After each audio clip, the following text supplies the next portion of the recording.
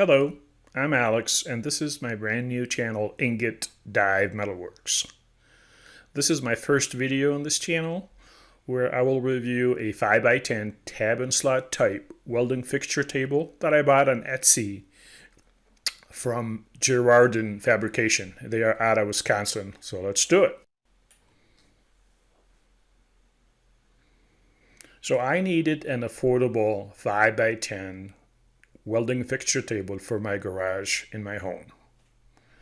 After a ton of research, I took a chance on a Etsy website by a seller called Gerarden Fabrication. I bought two 5x5 tables from them and attached them together by myself.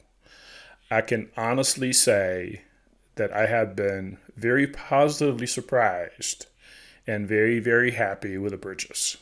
In this video, I will cover receiving the table, setting it up in my home garage, do a look around, some minor assembly, then I will be testing for flatness and squareness and the quality of the hole cut in the table.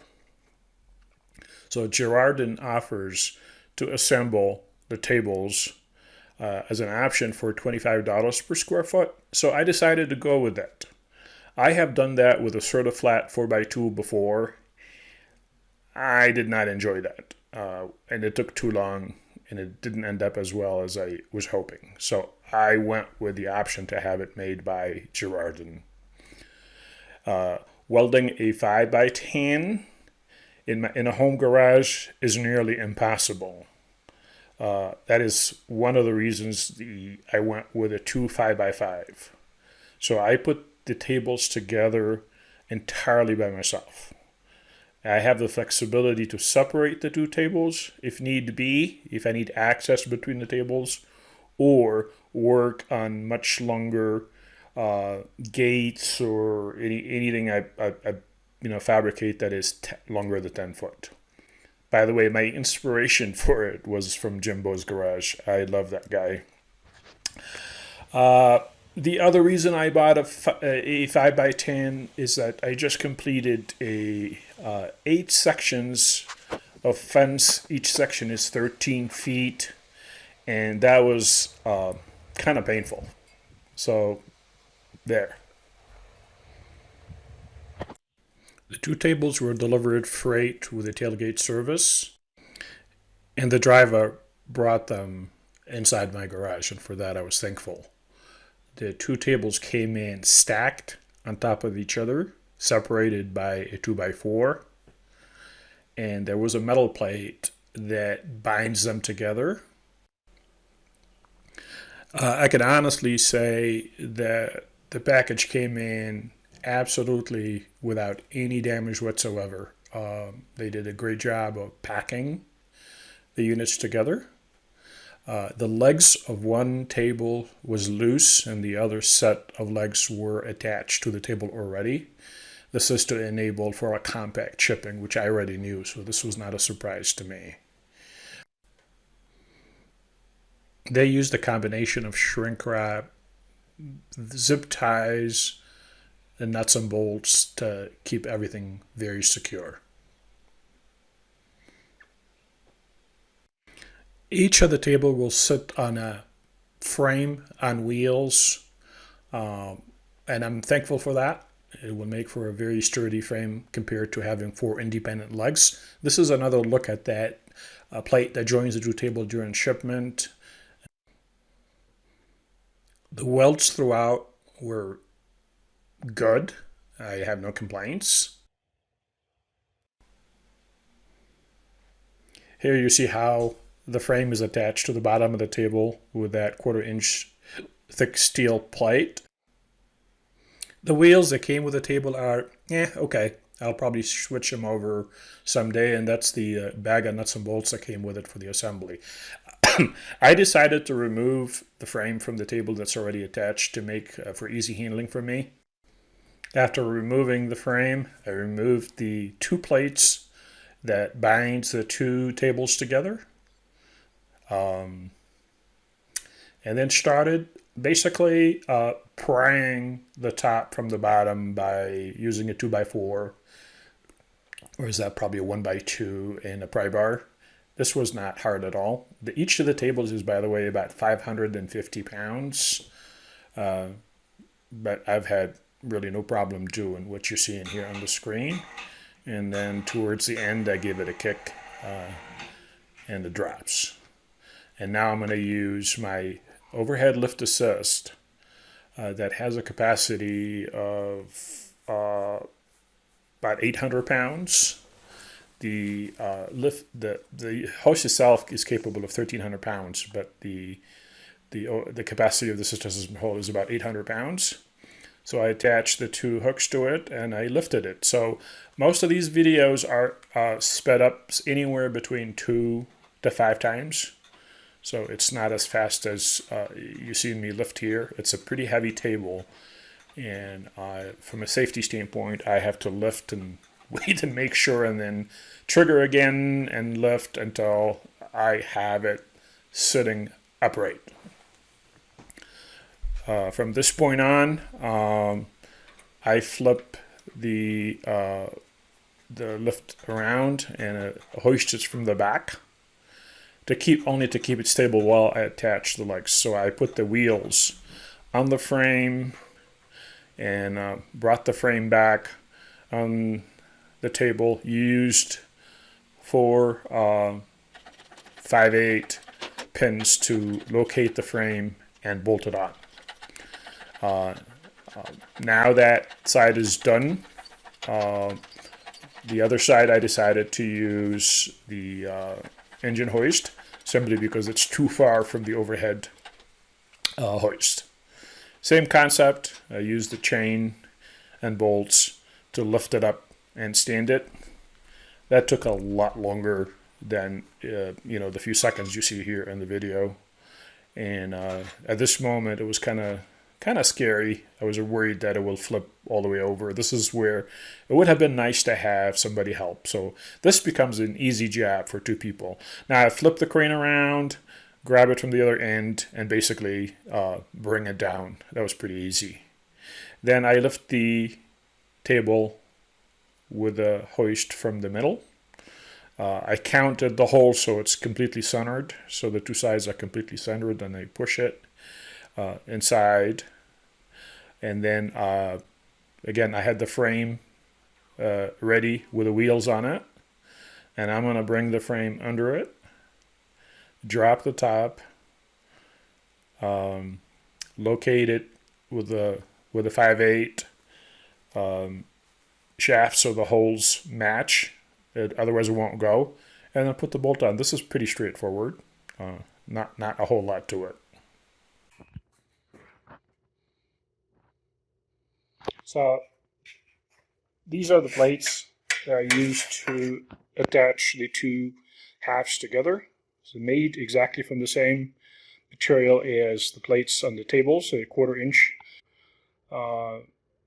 2-inch hole spacing, and 5/8 holes. So they're exactly the hole pattern on the table. And basically, to bolt them together, I got a whole bunch of 5/8 hardware. And the 5/8 bolts fit perfectly nice there. For the best fit, there should be nothing protruding beyond the surface as well as the surface. So I'm going to grind down anything that would be in the way. And the best thing to do is to kind of run this flat plate until I hit something. Look right there. That is a detail that needs to be sanded down. So right there. Right, also I'll do that throughout on both sides.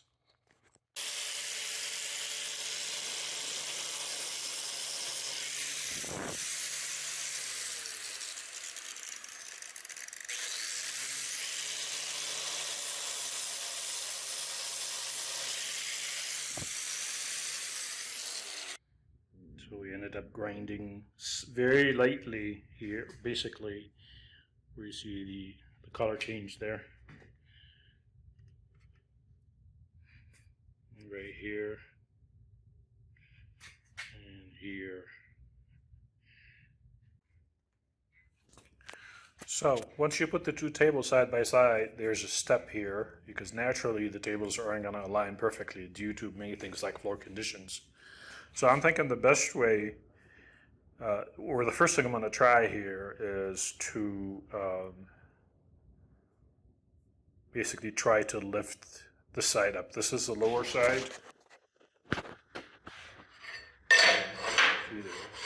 So this level is lower than this level of the table. So I'm going to try to pull this level up.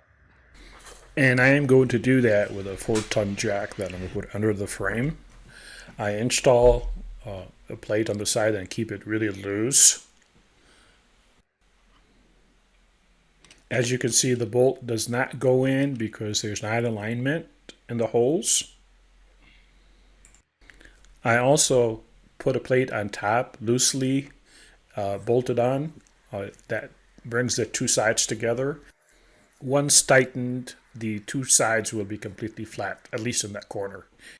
So I go back and forth between pumping up a little bit and using the feeler gauges to see the gap, and the gap narrows. And I had to do this a couple of times because you really have to crank the jack just a hair and the thing moves. And I kept doing that until I had basically no gap, and I was using a 5 thou shim, so that's pretty tight.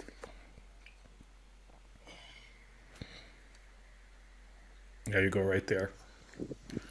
So after that, I tighten all bolts on the top plate, and as you can see, there's alignment, and the bolt now goes in. That's the shim. Now I use it to test with the system completely bolted on, and there's no gap anywhere.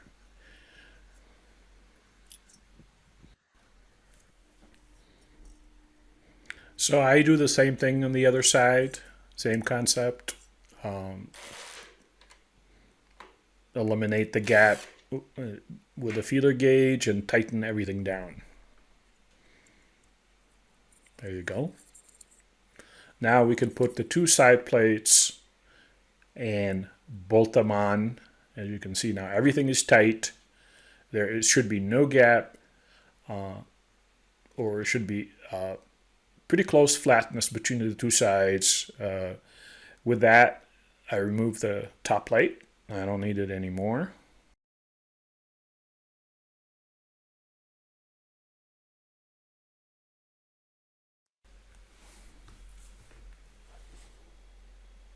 As you can see here, really there's no gap.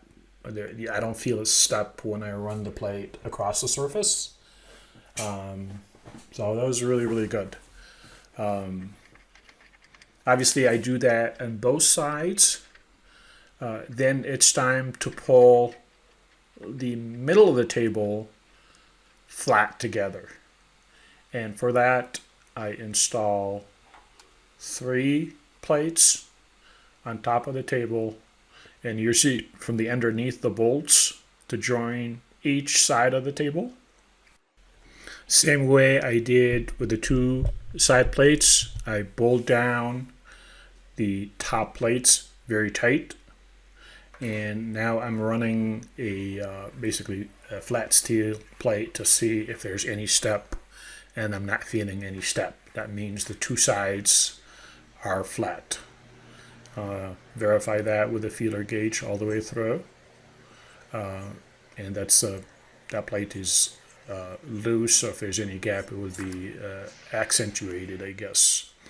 Now it's time to bolt together the sides of the tables in the middle, and to get finally one table. And I've used, I believe, 8 bolts here, and I may add more.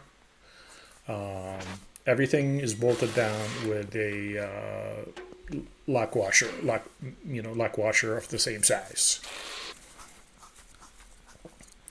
Now you see the finished bolts torqued down, and it's time to remove the top plates, because again, don't need them anymore. With the table as flat as I can get it now, it's time to test for flatness and squareness. So I take one of the plates and I rub it throughout to see if I'm feeling anything. Note that I've already sanded down all the welding areas with an 80 grit and then with extremely light pressure so I don't gouge the table. And I'm cleaning it with a degreaser. Good place to mention that this is hot rolled steel, oil pickled, which basically eliminates the scale that normally comes with hot rolled steel. And I finish the process with an India stone and WD-40. I'm going to use a very high accuracy machinist level and a machinist square to test for flatness and squareness. For squareness, I use the 5/8 bolts set in place and basically drop in the square and there's no gap anywhere. It's perfect. And I do this in a few random places, as you can see with the repeatable results. So basically you can set your pins and start working. You're going to get a 90-degree. And this is a testament to the accuracy of the laser they use. For flatness, I start with a really crude method, which is to use a very cheap 4x8 level, which is probably not flat, and I'm not sure how much to make out of this result, but I start with. Now move on to the machinist level with a 5 thou feeler gauge and 12 inches long. Absolutely no gap. I've done this repeatedly in several places randomly, and I did not have a single gap. In principle, this at least meets the stated accuracy of flatness of 5 thou. Knowing that hot rolled steel sometimes come with fluctuation of as much as 10 thou, that result was very satisfactory and did not feel the need to try flatness with a 2 thou or a 3 thou. Now moving on to measuring or checking for squareness, I use my very high accuracy machinist square, and as you can tell, just simple visual look. There may be a gap there, but it looks pretty airtight. Check in with a 5 thou feeler gauge again. I'm not feeling any gaps. Now I did this several places, and I believe there were places where the feeler gauge went through, but even with that, it's still a phenomenal accuracy from a squareness standpoint. So I did mount a angle iron to the side and repeated the same process. Again, for the most part, the feeler gauge did not go through.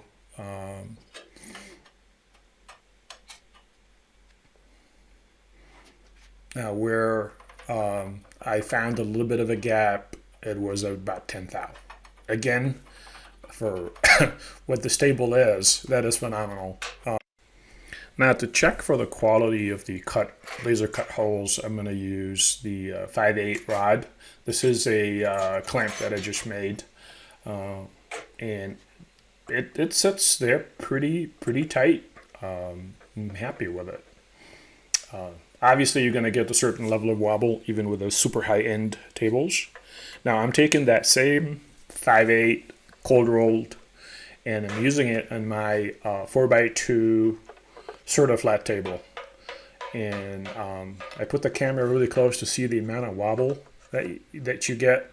So there's the sort of flat, it's that much, and then I move over to the new table, same distance away, 7 holes from the camera, counting them down, and then there's the wobble. You be the judge. Then I do the same thing with a cheap $4 homemade clamp that has 5/8 hot rolled, and you can see the wobble amount there. And again, I move it to the new table. And same distance from the camera.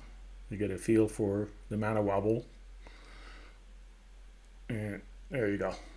You'll be the judge again. I think it's considerably less in the new table. The final test is for the overall sturdiness of the table, and I'm pushing it with my body weight pretty hard, and I'm not a small guy. And you are seeing a little bit of movement, and that's because the table is on 8 casters, and kind of that's the weak point of this whole setup is those casters are pretty cheap, and I'm going to upgrade them to something more industrial. That table is not going to move anywhere. Overall, it's a very sturdy and strong table that's not going anywhere. For the conclusion, the best features of this table are sturdiness, the quality of the cut holes, which makes for repeatable setups, and most importantly, the cost. You may find equal value for the money. You will not find better. I'm pretty sure of that. And I'm not sure spending thousands and thousands of dollars for a more high-end table offers value for me for what I'm trying to do here. My level of accuracy, it probably will not exceed a 1/16 of an inch. So this is almost an overkill, but it is a very affordable table, and it is as accurate and as sturdy as I need it to be, especially for a home shop garage. I am ecstatic about it, and I really look forward to using it in future projects. Thank you for watching.